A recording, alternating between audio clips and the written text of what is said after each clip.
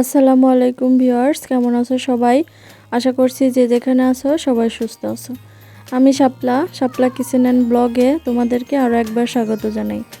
আমি আজকে বানাবো চটপটি।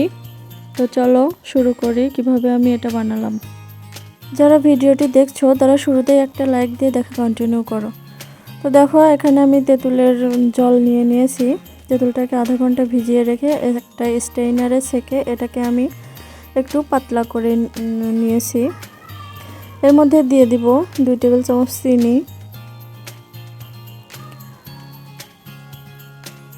আর দিয়ে দিব বিট লবণ আর চটপটি মশলা। এখানে একসাথে করা আছে, আমি 1 টেবিল চামচ দিয়ে দিলাম।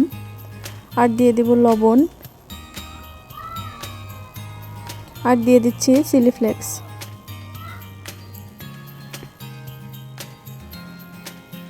তেঁতুল জলটা রেডি হয়ে গেলে আমি এখানে একটা সাইড করে রেখে দিচ্ছি। আর আরেকটা বলে নিয়েছি আমি ডাল সিদ্ধ। এটাকে আপনারা এখানে ডাবলি ডালও ইউজ করতে পারেন, তো আমি এই ডালটা এখানে ইউজ করছি।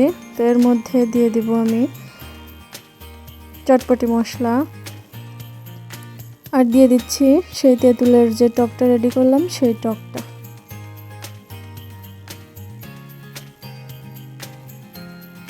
আর ডালে যেহেতু লবণ আছে সেহেতু লবণটা একটু মেপে দেবেন, কারণ ডালটা সিদ্ধ করার সময়ও আমি লবণ দিয়ে এটাকে সিদ্ধ করে নিয়েছিলাম। আর ঝালটা আপনারা আপনাদের পছন্দ মতো দিয়ে দিবেন। আমার যেহেতু বাচ্চারা খাবে সেজন্য আমি একটু ঝাল কম দিলাম, আপনারা আপনাদের টেস্ট অনুযায়ী ঝালটা দিয়ে দিবেন। এখন এটাকে আমি এক সাইডে রেখে দিলাম।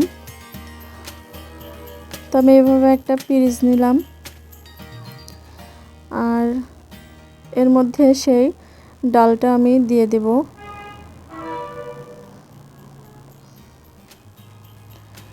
আজকের রেসিপিটি ভালো লেগে থাকলে একটা লাইক, কমেন্ট এবং শেয়ার করে দেবেন।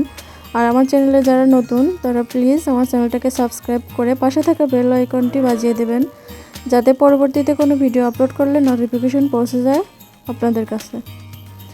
তো আমি ডালটা নিয়ে তার উপরে দিয়ে দিলাম পেঁয়াজ এবং শসা কুচি, আর দিয়ে দিলাম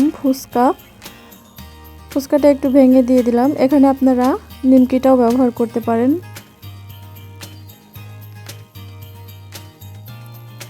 এবারে দিয়ে দিলাম কিছু ধনিয়া পাতা।